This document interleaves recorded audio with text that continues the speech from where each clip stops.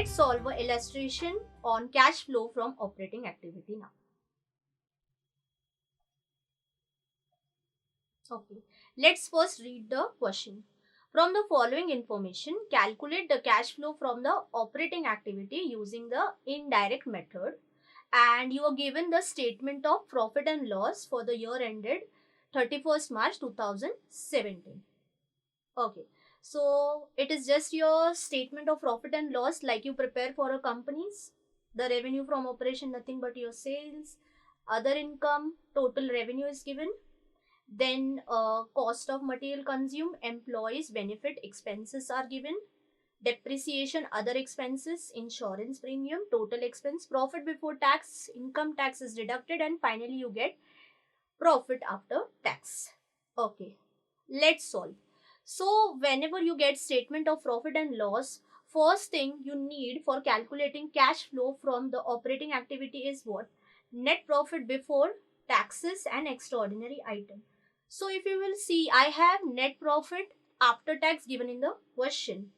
What do?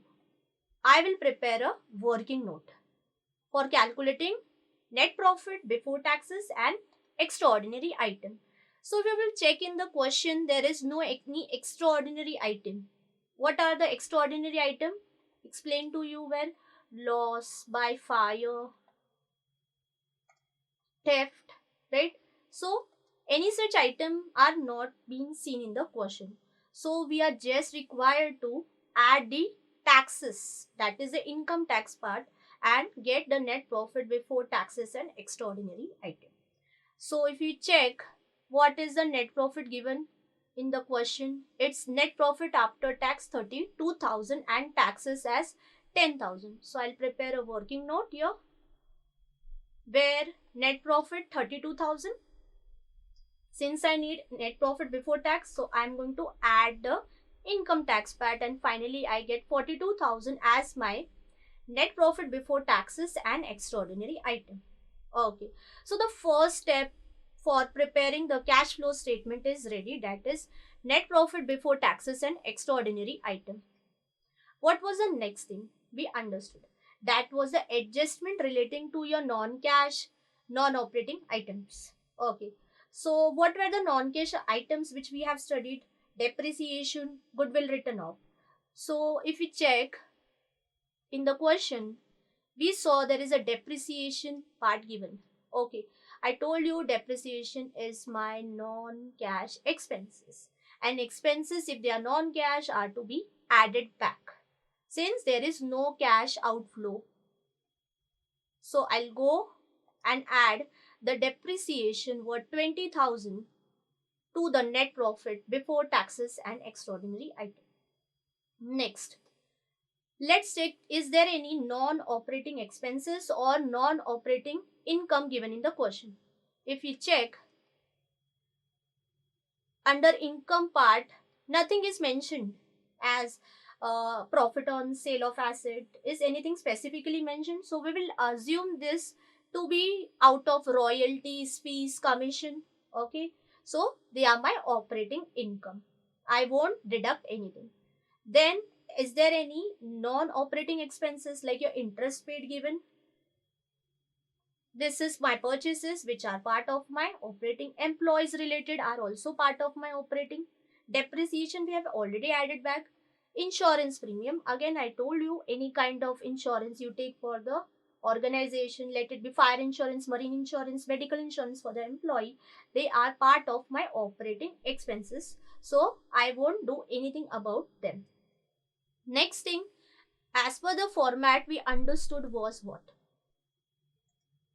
We need to add the depreciation. Finally we get operating profit before working capital changes. So what is the next step? Adjustment of working capital. What is my working capital? Current assets and current liabilities. Under current asset, I told you need to ignore cash part. Okay, we are not going to consider cash and cash equivalent things. And under current liability, I told we will be ignoring short term borrowings like your bank overdraft. Okay, let's check what else is given in the question relating to working capital. Okay, so if you will see, They have given you 2 years data.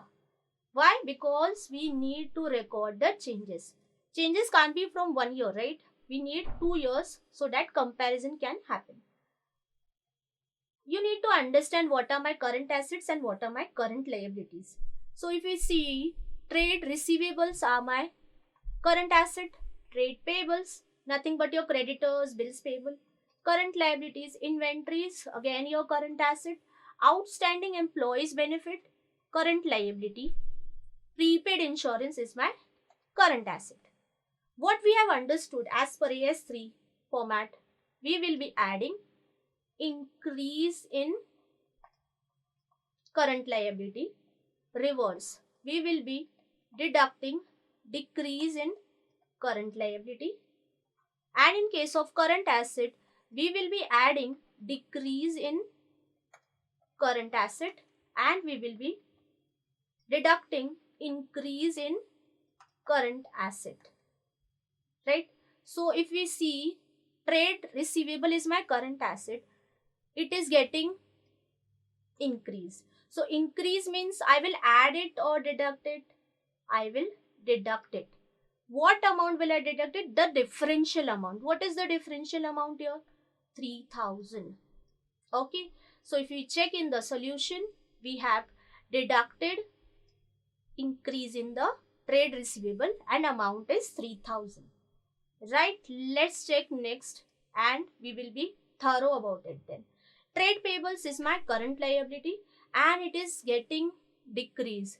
I told decrease in current liability means you need to deduct it and the differential amount is 2000. Again, let's check the solution. We have clearly deducted 2000 rupees. Why? Because there is decrease in current liability. Next is my inventory. Inventory is my current asset. Current asset is getting increased.